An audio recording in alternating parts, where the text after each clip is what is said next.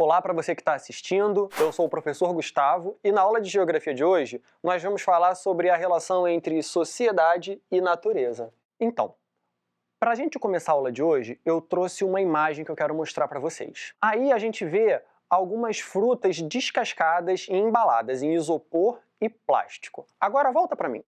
Essas imagens, elas me deixaram pensando muito, né? Aí eu fui ver os comentários quando eu vi. E realmente eu vi que muitas pessoas precisam dessas frutas descascadas, já embaladas, porque tem uma série de limitações e que não conseguem descascar, tem essa dificuldade. Mas essas frutas também são vendidas para muitas pessoas por um outro motivo, que é o de praticidade. Ou seja, muita gente, por falta de tempo, acaba pagando mais e consumindo essas frutas de uma forma muito mais artificial. E aí você produz mais lixo, né? Principalmente plástico, isopor, que fica um tempão na natureza para até se decompor. E aí a gente pensa o seguinte, caramba, como a gente está afastado da natureza, como a gente nem mais descascar uma fruta tem tempo ou mesmo tem a disposição para isso. Outra imagem que me mostrou muito dessa nossa relação entre sociedade com a natureza foi essa aqui que eu vou projetar agora. Vocês conhecem essa fruta? Então, voltando aqui para mim, isso é o guaraná. Provavelmente você já tomou o guaraná. Embora o guaraná natural, o refrigerante de guaraná não sejam muito saudáveis, a gente conhece o refrigerante, conhece o guaraná natural, mas a gente não conhece a fruta. Eu mesmo nunca vi essa fruta de perto. Então, muitas vezes, o nosso estilo de vida está muito distante daquilo que a gente consome. Então, é por isso que, para a aula de hoje, eu pensei da gente falar em alguns assuntos que são os seguintes. Primeiro, a gente vai ver como o quadro natural, clima, relevo, vegetação, fazem com que seja mais fácil ou mais difícil ocupar o espaço e viver nesse espaço. Outra coisa que a gente vai falar um pouquinho é sobre os recursos naturais. O que são recursos naturais? Como a gente usa esses recursos? A gente também vai ver como o nosso modo de vida ele afeta a natureza tanto localmente quanto globalmente, ou seja, no mundo inteiro. E nós também vamos ver outras formas de relação com a sociedade, entre sociedade e natureza. Beleza? Então vamos nessa. Primeiro, eu preciso dizer para vocês que a relação entre sociedade e natureza, ela tem uma participação muito importante do quadro natural. Ao longo da história da humanidade, as grandes civilizações elas foram se formando em espaços com características bastante definidas. Geralmente nas margens de grandes rios, quando esses rios eles fornecem água, esses rios eles servem para o transporte, esses rios quando transbordam deixam as terras ao redor férteis. Também esses primeiros grupos, eles começaram a se formar em áreas muito planas, com clima ameno, nem muito seco, nem muito frio, nem muito quente. E eu tenho alguns exemplos para vocês que estão nessa imagem. Aí a gente tem o delta do Shatt al-Arab, que é formado pela convergência, pela junção entre o rio Tigre e o Eufrates, lá no Iraque, pertinho também do Irã. E a gente tem ali o delta do rio Nilo no Egito. Volta aqui para mim. Aqui eu vou mostrar para vocês esses dois lugares no mapa. Aqui a gente tem o Iraque, onde eu mostrei o Shatt al-Arab, E esse rio ele se forma pela convergência entre o rio Tigre e o Eufrates, aqui no Iraque, que inclusive na Bíblia é citado como onde ficava o Jardim do Éden, e vai desaguar aqui. E o outro que eu mostrei é o rio Nilo, aqui no Egito, que vai cruzar o deserto do Saara até chegar aqui no Mediterrâneo, beleza? Então, vamos pensar juntos. Se esses lugares eles sempre foram os mais propícios, lá se formaram uma série de civilizações por causa da facilidade maior de ocupar. Então a gente tem eu trouxe dois exemplos que eu vou projetar para vocês, que é o rio Sena, em Paris, que é uma grande cidade que se desenvolveu ao redor desse rio, e o rio Tamisa, em Londres, também onde se desenvolveu uma grande cidade lá na Inglaterra, certo? Voltando para mim e com o olho no mapa. Voltando aqui para mim, a gente vê que o rio Sena, em Paris, ele fica aqui na França, e o rio Tamisa de Londres ele vai ficar aqui na Inglaterra, certo? Contudo, de uns tempos para cá, a gente percebe que com os avanços da tecnologia, se consegue superar esses obstáculos e hoje em dia a gente vê grandes aglomerados urbanos se formando em áreas de um clima bem mais árido, ou até montanhoso, ou muito frio. Por quê? Porque a tecnologia ela permite agora a ocupação desses espaços que eram mais hostis, certo? Então, com a tecnologia, o homem ele consegue transformar o espaço geográfico de uma forma que nunca conseguiu antes. E eu tenho imagens para mostrar isso. A primeira é aqui do Rio de Janeiro, da Praça 15. A gente mostrando a diferença aí, ó, com menos de 100 anos, entre 1910 e 2002. Agora, eu tenho uma outra imagem para mostrar para vocês, que é de Dubai, nos Emirados Árabes. Então, Dubai tinha muito menos gente, era muito menos ocupado, até que em 1960 se descobriu o petróleo lá. Vocês conseguem ver os arranha-céus que passam das nuvens? Então, voltando aqui para mim, a gente precisa pensar o seguinte: agora que o ser humano ele tem esse poder maior de transformar e de ocupar o espaço, ou melhor, de ocupar o espaço e de transformar esse espaço, a gente tem que pensar sobre o que guia esse processo de ocupação e de transformação do espaço geográfico. Então vamos pensar juntos, né? Geralmente, quando a gente pensa em Dubai, a gente vai lembrar da riqueza que vem do petróleo. E o petróleo ele é um recurso natural. E foi graças à descoberta do petróleo que tanto se investiu em transformar aquele espaço para facilitar a exploração do petróleo, a comercialização, né, e tudo que cerca esse processo. O petróleo ele é um recurso natural, é algo que está na natureza e é utilizado pelo ser humano em sociedade.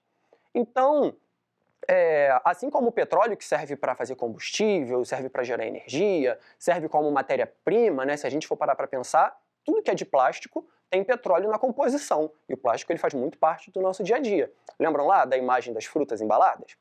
Então, os recursos naturais, além do petróleo, a gente pode citar a água, a madeira, os solos e uma série de outras coisas que estão na natureza a gente utiliza. A questão é, com que finalidade se explora esses recursos naturais e que uso a gente dá a esses recursos naturais? Então, existe uma intenção, existe um objetivo em quem vai atrás desses recursos e os explora. Então, a gente tem que começar pensando que a gente vive num mundo onde predomina o sistema capitalista de produção. Gustavo, como assim? Quando a gente pensa em capitalismo, a gente vai pensar em duas grandes características primeiro. Dentro do sistema capitalista, os meios de produção, ou seja, as fazendas, as fábricas, os bancos, eles são propriedade privada. Ou seja, eles pertencem a um determinado grupo de pessoas, a uma minoria. E outra, essas minorias elas vão competir entre si no mercado. Então, a empresa que mais enriquece é aquela que mais vende, certo? Então, a lógica capitalista é de extrair o máximo possível de recursos da natureza, produzir e comercializar. E aí, existe uma estratégia para aumentar essas vendas, que é incentivar o hábito do consumismo. Consumismo significa consumir além da nossa necessidade. Então, o consumismo ele vai se basear em duas práticas. A primeira, as coisas não são feitas para durar. Já notaram que a gente tem que ficar trocando de celular cada vez em períodos mais curtos? Ou mesmo que os móveis duram cada vez menos. Os móveis dos meus pais duraram bem mais do que os meus, né? E a outra coisa é a percepção, é a valorização do ter. A gente vive hoje em dia numa sociedade onde você é muito mais julgado pelo que você tem do que pelo que você é. Onde você é muito mais valorizado por ter coisas legais do que por ser uma pessoa legal. Então isso leva a gente a sempre comprar a camiseta da moda, a sempre comprar o tênis da moda, a sempre comprar o celular da moda, a consumir cada vez mais. A questão é que o consumismo ele cresce, as empresas enriquecem num sistema desigual. Então a gente consome muitas vezes mais do que a gente precisa, enquanto tem gente morrendo de fome. Então isso é um grande problema, certo? Por quê? Porque a gente tem que se responsabilizar pelas nossas atitudes e pelo nosso consumo. Então, dentro do sistema capitalista, nós somos muito levados ao consumismo. Então, é por isso que eu entrei no site da Pegada Ecológica e calculei a minha pegada ecológica. Na tela, por favor. Aí, onde a gente tem, é um site onde você responde vários questionamentos sobre os seus hábitos e gera um gráfico depois. Então, o que acontece? Está vendo essa barrinha azul? Nessa barrinha azul tem a média global. Isso significa que, da forma em que as pessoas no mundo consomem hoje em dia, a gente precisaria de 1,5 planeta para dar conta desse consumismo todo. A média brasileira é de 1,6 planeta. A minha é de 1 planeta, 83, se eu não me engano. Agora volta para mim. A gente tem 1 planeta e meio? A gente tem um planeta, 1,6 planeta? A gente tem 1,83 planeta? Não. A gente só tem 1. E aí, eu preciso mostrar para vocês mais essa imagem. Ó, que ali está a minha média, 1,83 planeta. Se todo mundo tivesse os meus hábitos. E olha que eu tento ser um cara legal com a natureza, mas eu preciso me aperfeiçoar, eu preciso mudar. Então, mudanças nos meus hábitos de alimentação, na minha moradia, nas coisas que eu compro, né? Isso tudo poderia colaborar para eu ter uma relação melhor com a natureza. Então, voltando aqui para mim, eu preciso falar para vocês agora sobre outras formas de se relacionar com a natureza. Então, eu vou falar sobre 4 grupos que têm uma relação mais ligada ao lugar onde vive e uma relação que busca a sustentabilidade. Porque é um sistema onde a gente precisa de mais de um planeta, sendo que a gente não tem, para bancar o nosso consumismo. E um sistema onde ainda assim tem gente morrendo de fome, mesmo com tantas coisas sendo produzidas, ele não é sustentável. Ele não vai se sustentar a longo prazo. O planeta não aguenta e as pessoas já não estão aguentando. E isso vai trazer consequências tanto locais quanto globais. Então, no local a gente percebe, né, a poluição, a gente percebe os alagamentos, a gente percebe as próprias desigualdades sociais. E no global também, o nível dos oceanos está aumentando, as temperaturas estão subindo, então a gente precisa mudar, certo? Então, eu vou começar falando para vocês sobre os indígenas. Eu vou pedir para colocar a palavra indígenas aqui na tela. Os indígenas, no caso do Brasil, eles são conhecidos como os povos originários. Ou seja, eles estavam aqui muito antes de 1500, quando os portugueses chegaram. E eles têm uma relação com a natureza onde eles respeitam os ciclos da natureza, os tempos da natureza, o que a natureza oferece. Então eles conhecem muito a natureza e respeitam esse ritmo da natureza, buscando uma relação sustentável. Outro grupo muito importante para a gente falar é o dos quilombolas, que eu vou pedir também para colocar a palavra quilombolas aqui na tela. Os quilombolas, eles eram grupos formados na época da escravidão no Brasil. Lembrando que mais da metade da história do Brasil, desde a chegada dos portugueses até hoje, os negros eram escravizados. Os negros libertos e os que fugiam, que se recusavam a ser escravizados, né, porque é um grande absurdo da história da humanidade se escravizar pessoas, então os que não aceitavam, que se revoltavam, eles iam viver em quilombos, que geralmente eram em áreas de mata. E ali eles também desenvolveram uma relação de muito respeito à natureza. Uma relação muito mais harmoniosa, mais integrada, mais sustentável. E se a gente for ver, muitas vezes as religiões de matriz africana valorizam muito a natureza. Outro grupo importante que eu vou pedir para botar a palavra aqui são os seringueiros. Os seringueiros, eles extraem de uma árvore chamada seringueira um produto chamado látex, que é usado para fazer borracha. Ou seja, para essas pessoas se sustentarem, elas precisam que a floresta esteja em pé. Ou seja, são pessoas que lutam contra o desmatamento. E, por último e não menos importante, nós temos os ribeirinhos, que eu também vou pedir para colocar a palavra ribeirinhos aqui.